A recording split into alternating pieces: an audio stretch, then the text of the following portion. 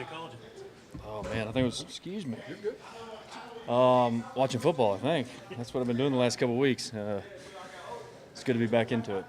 It is.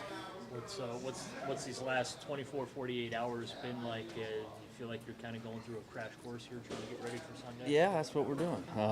Luckily some of the terms and stuff from my Indy experience last year is carried over. So it's not a whole new offense. There's obviously a bunch of terms and a lot of things to learn and new players and guys to throw to and all that, names and coaches, all that. But it's been a little bit easier because of that.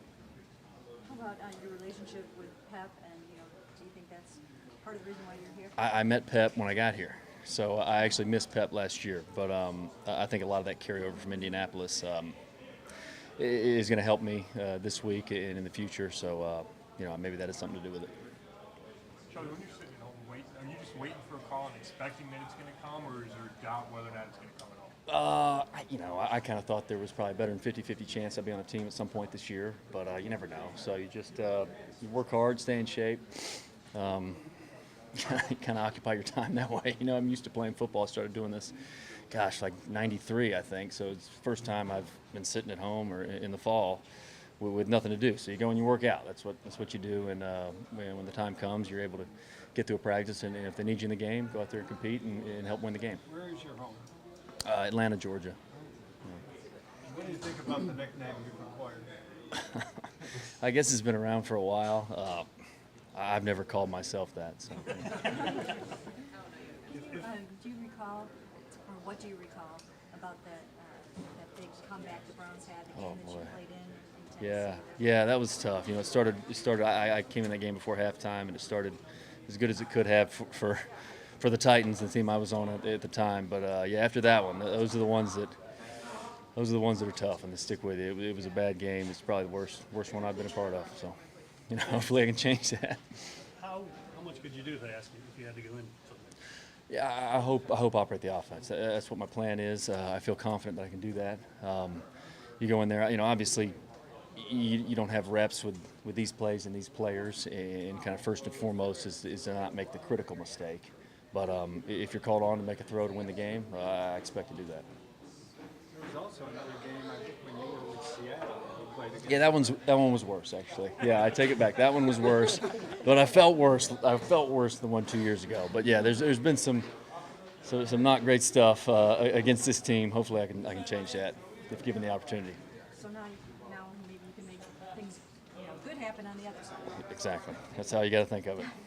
How much does the Miami game from December, I think it was, help you with your own preparation, help the team? Yeah, maybe a little bit. There's a few things you pick up actually playing in the game that you can tell a young quarterback and help him out. But they do a great job. He's had a heck of a week of practice. I think he's going to be fine in the game.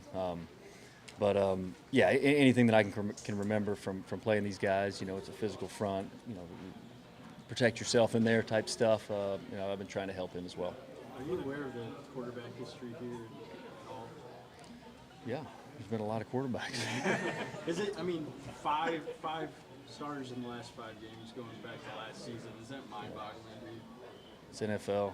Really. That's what happens. Guys get hurt. That's what happens. What have you noticed about Cody? You said he's had a good week of practice. What can you tell us? Yeah, well, he kind of operates not like a rookie. He really takes charge out there, and seems like he's got a really good grasp of the offense. I don't know what kind of reps he's gotten thus far. I wasn't here, but being the third guy, but I think he's put in a week's work that's given him a chance to perform on Sunday. Charlie, this team is so young. Is there anybody in this locker room that you've come across before? I've never played with anybody in this locker room. Yeah, I was when I got the call. You look through the roster and the coaches. I've got a little history with a handful of the coaches here, but players, I never. I'd met some of the quarterbacks. I'd met Josh and met Robert.